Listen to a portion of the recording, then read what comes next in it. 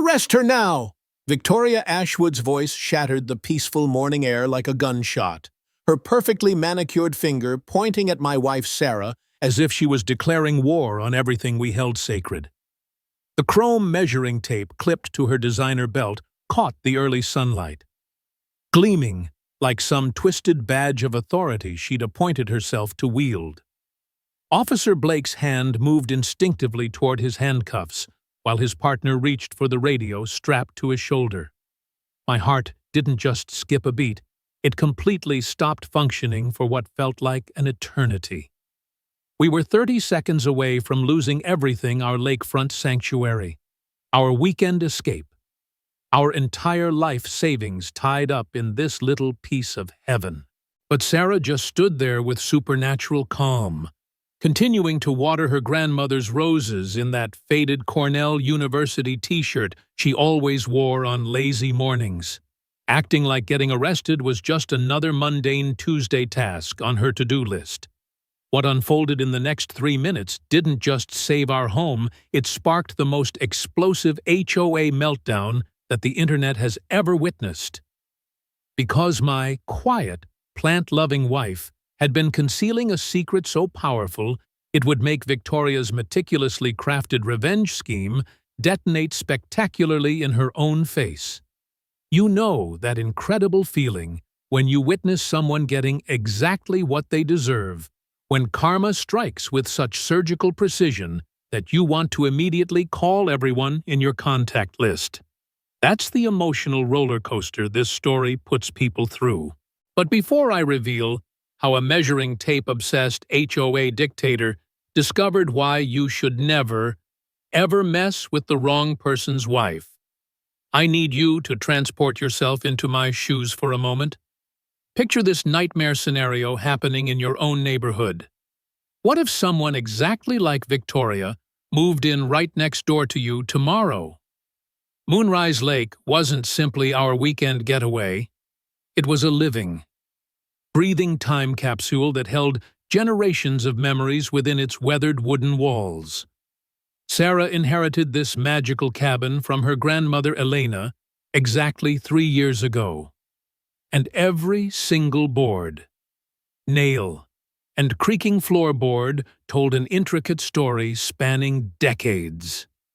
Elena's father had built this sanctuary with his own calloused hands in 1943, returning home from World War II with dreams of peace and a determination to create something beautiful after witnessing so much destruction overseas. The wraparound porch still echoed with memories of Elena teaching young Sarah to identify every bird call that drifted across the water, from the haunting loon's cry at dawn to the cheerful chickadee's afternoon chatter. Inside, the hand-carved kitchen table bore the gentle scars where 4 generations of women had kneaded bread, shared family secrets, and made decisions that shaped their futures. Elena's ancient percolator still sat on the counter, older than both Sarah and me combined. Yet it produced the most incredible coffee you'd ever taste in your entire life. I'm Marcus. By the way, a software developer who spends most weekdays staring at computer screens and debugging code that makes normal people's eyes glaze over. Sarah, well, she claimed to be a freelance graphic designer, though I was beginning to realize there were layers to my wife that I hadn't fully uncovered yet. Every Friday evening, we'd escape our cramped city apartment and make the 2-hour drive to our sanctuary. Windows down, terrible 80s music blasting, leaving behind the corporate grind for 48 hours of pure, uninterrupted bliss. Sarah had developed this beautiful morning ritual that never failed to center my chaotic world. She'd wake with the sunrise, moving through the cabin like a graceful ghost, brewing coffee in Elena's percolator while I'd stumble around like a zombie, usually making enough noise to wake every creature within a 5-mile radius. She'd settle onto the dock with her steaming mug, watching the morning mist rise off the water like nature's own magic show, occasionally murmuring, "Good morning," to the family of deer that wandered through our yard like they owned the place. But I'd started noticing something peculiar about Sarah's seemingly peaceful routine. She always kept her phone within arm's reach, even during our most relaxing moments. Sometimes she'd receive calls that made her step away from me, speaking in clipped, professional tones that seemed completely at odds with her laid-back weekend persona. When I'd ask about these mysterious conversations, she'd brush them off as work stuff or boring client calls. But something in her eyes suggested there was more to the story. Our neighbor situation was pretty ideal until everything went sideways. Jake Morrison, a 16-year-old dynamo, lived with his grandmother, Mrs. Henderson, in the cabin next door. The kid was absolutely obsessed with creating TikTok content, constantly filming the lake's wildlife, our morning routines, and basically anything that moved or stayed still long enough for him to point his camera at it. Sarah showed remarkable patience with Jake's enthusiastic filming habit, even when he'd accidentally capture us in the background of his epic sunrise time-lapses or authentic lake life content. And what we didn't know at the time was that Jake had been documenting what he called typical boring morning vibes when our entire world began to crumble. That seemingly innocent footage would later become crucial evidence in ways none of us could have imagined. Then, Victoria Ashwood materialized in our lives like a perfectly dressed natural disaster with a law degree and a God complex. She emerged from her pristine BMW on a Tuesday morning that had started like any other, looking like she'd stepped straight out of a corporate boardroom and decided to wage war on suburban tranquility. Her blonde hair was carved into a bob so geometrically perfect it could have been used as an architectural tool, and she clutched her clipboard against her chest like medieval armor designed to deflect any reasonable arguments. But it was that measuring tape that truly announced her intentions. Chrome-plated, professional grade, hanging from her designer belt like some twisted sheriff's badge that she'd awarded herself the authority to wear. Victoria didn't just walk up our gravel driveway, she marched with military precision, each calculated step designed for maximum psychological intimidation. Victoria wasn't your garden-variety HOA tyrant who'd let a tiny bit of neighborhood authority go to their head. She moved with the confidence of someone who'd spent decades professionally crushing people's dreams, spoke with the polished diction of expensive boarding schools, and carried herself with the kind of unshakable self-assurance that could only come from years of systematically destroying opposition. Her LinkedIn profile claimed she was a real estate development consultant, but whispered conversations among neighbors suggested she'd lost everything in some massive scandal several years back. "Excuse me," Victoria's voice could have flash-frozen the entire lake solid in the middle of July. "I'm conducting a comprehensive property compliance review for the newly established Moonrise Lake Homeowners Association." Sarah glanced up from Elena's rose bushes, still wearing her pajama pants and her grandmother's dirt-stained gardening gloves, looking completely unbothered by this sudden intrusion into our peaceful morning. "We don't have an HOA here. That's actually one of the main reasons we bought this place." Victoria's smile contained all the warmth of a winter funeral, spreading across her face like ice cracking on a frozen pond.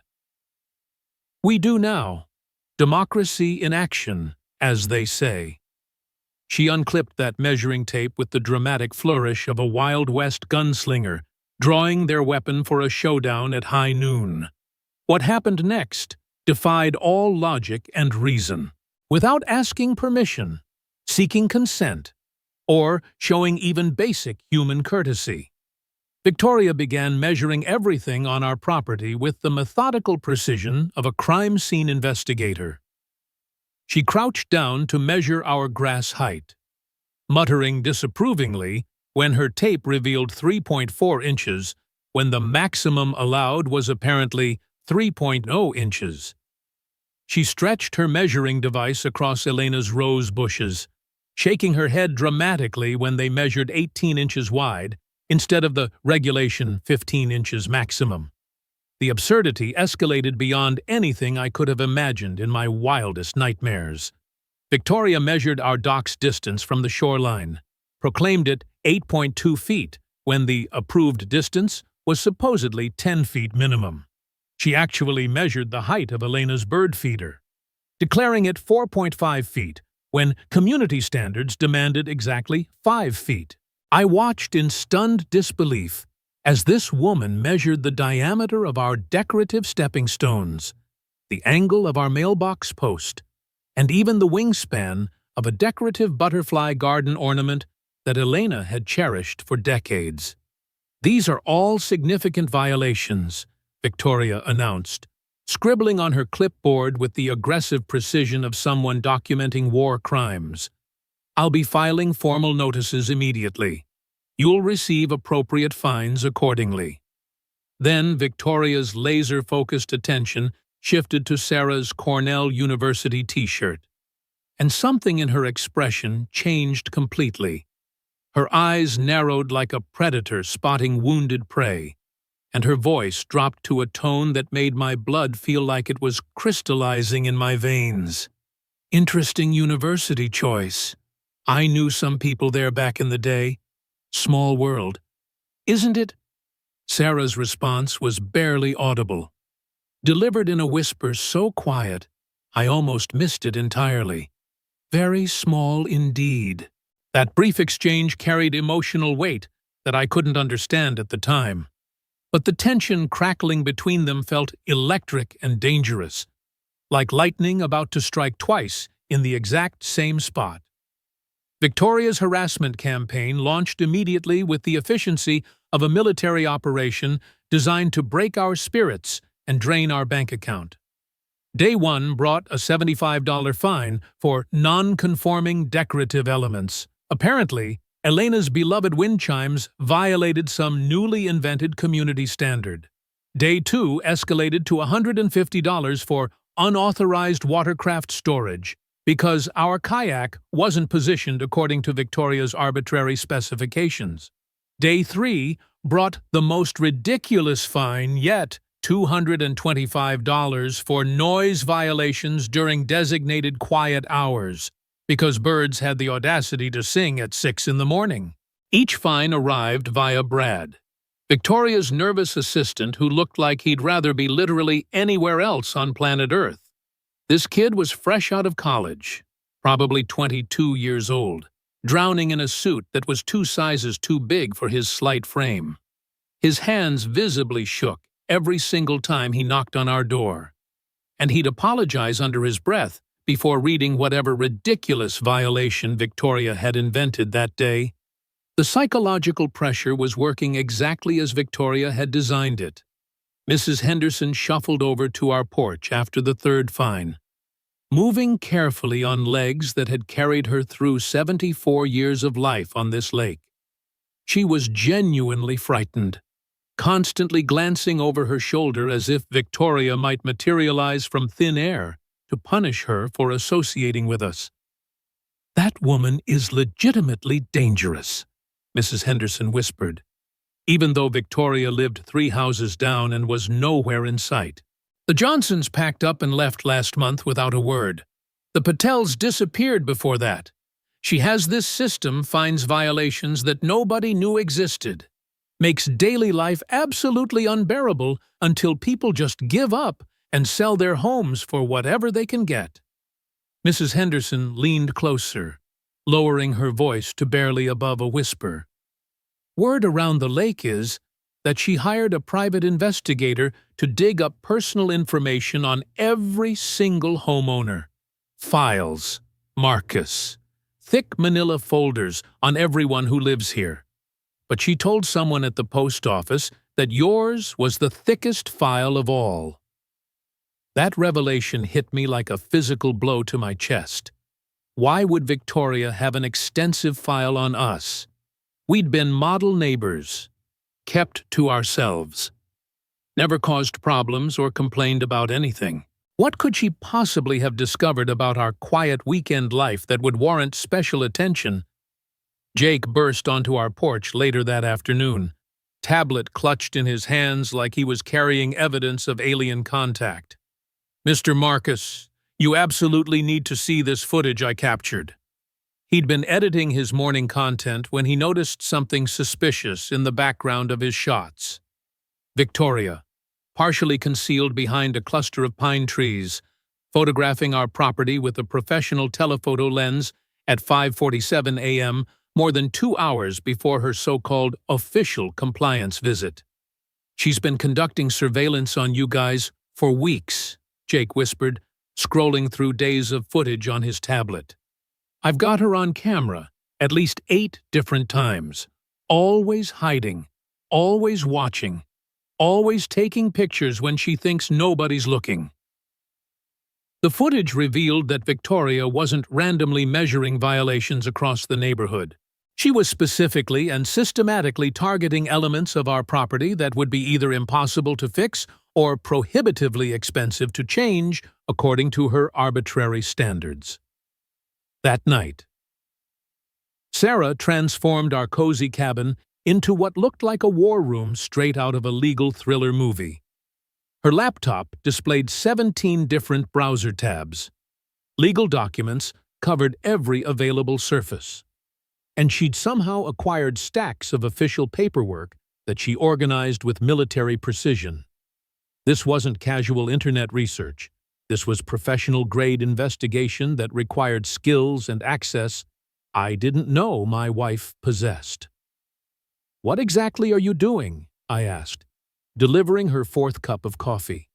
She'd switched to her intense research-fueled dark roast. No sugar, no cream, no mercy. "Due diligence," she replied, her fingers flying across the keyboard with the practiced efficiency of someone who'd done this type of work many times before. "Background checks, financial records, legal precedents. If Victoria wants to play games, she's about to discover she picked the wrong opponent." Sarah's research capabilities were frankly impressive and slightly mysterious. She knew exactly which government databases to access, precisely which forms to file for public records requests, and had contact information for people I'd never heard her mention before. Within hours, she was making phone calls that revealed connections I didn't know existed in her professional network. "Jennifer, it's Sarah. I need you to run a comprehensive background check, the full package. Yes, that type of background check." Documents began arriving with impossible speed. Bank statements, property records, business filings, court documents, all obtained completely legally, but with an efficiency that made me wonder what aspects of my wife's career I didn't fully understand. "Marcus, you need to look at this immediately." Sarah's voice carried a tone I'd never heard before, ice-cold fury mixed with grim satisfaction. Victoria's financial records told a devastating story that explained everything. Ashwood Development Group had declared bankruptcy exactly 4 years ago, following a federal investigation for systematic fraud. Assets had been seized, reputation destroyed, criminal charges filed. And the prosecutor who'd led that federal case against Victoria's company was listed in black and white: Sarah Mitchell, Assistant U.S. Attorney, Eastern District. Sarah stared at her own name on the official document, her face pale, but her jaw set with determination. "She knows exactly who I am. Marcus, this isn't random neighborhood harassment. This is calculated. Personal revenge." The pieces clicked into place with terrifying clarity. Victoria hadn't just randomly moved to our quiet lake community. She'd deliberately targeted this location because she'd discovered that the woman who'd destroyed her criminal empire was living here under her maiden name, thinking she was safely hidden away from her past. Armed with the devastating truth about Sarah's real identity, Victoria's harassment campaign transformed from neighborhood bullying into something far more sinister and personal. The fines escalated beyond anything reasonable humans could consider acceptable. Week 2 brought a crushing total of $3,400 in completely fabricated violations that defied all logic.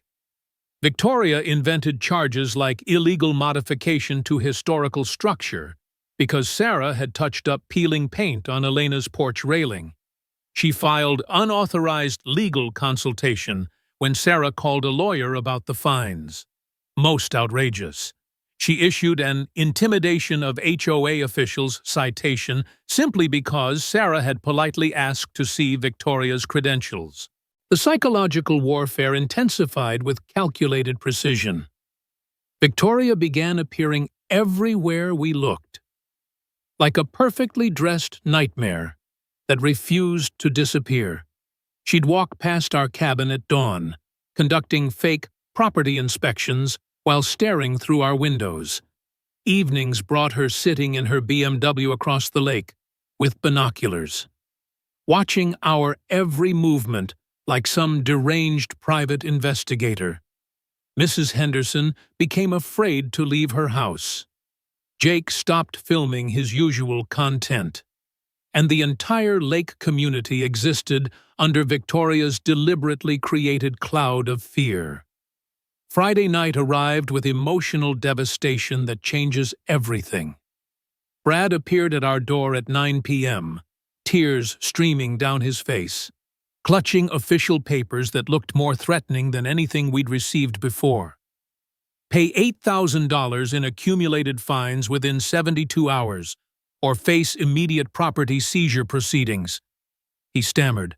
The HOA has voted to authorize forced sale of your property for community safety violations. But then Brad did something extraordinary. He pulled out a USB drive from his jacket pocket, hands shaking with nervous energy mixed with desperate courage. I recorded everything, he whispered urgently. Every threat, every illegal order, every time she made me forge documents. I'm pre-law, Mr. Marcus. I know right from wrong. And this is completely wrong. The files were absolutely damning evidence of Victoria's criminal operation. Audio recordings of her bribing county inspectors, video footage of her ordering Brad to forge HOA signatures, and most shocking, her detailed master plan to systematically force out every original lakefront resident and sell their properties to developers at massive profits. Victoria orchestrated an emergency HOA meeting the next morning to vote on immediate seizure of our property. The Moonrise Community Center filled with 50 terrified residents, while Jake live-streamed to 15,000 viewers following his viral epic HOA drama series. Victoria entered like a conquering general, wearing a blindingly white power suit and her measuring tape now gold-plated and bedazzled like some twisted crown jewel of suburban tyranny. Her PowerPoint presentation was brutal character assassination disguised as community concern, featuring edited photos of our cabin that made it look condemned. The Mitchells have accumulated $8,000 in legitimate violations, she announced triumphantly. They've threatened legal action, intimidated elected officials, and pose a clear danger to our community standards. Today, we vote to authorize immediate property seizure.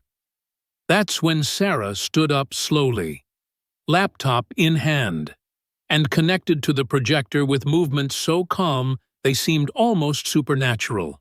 Her first slide appeared, HOA formation requirements, 75% of property owners must vote to establish association. 5 people voted to create this HOA.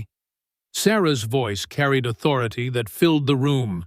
That represents 8% participation, where I come from. That's not democracy, that's fraud. Her evidence presentation systematically dismantled Victoria's entire operation.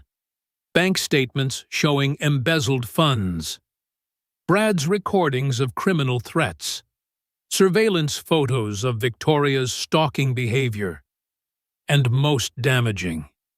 Her master plan documents revealing the scope of her property theft scheme.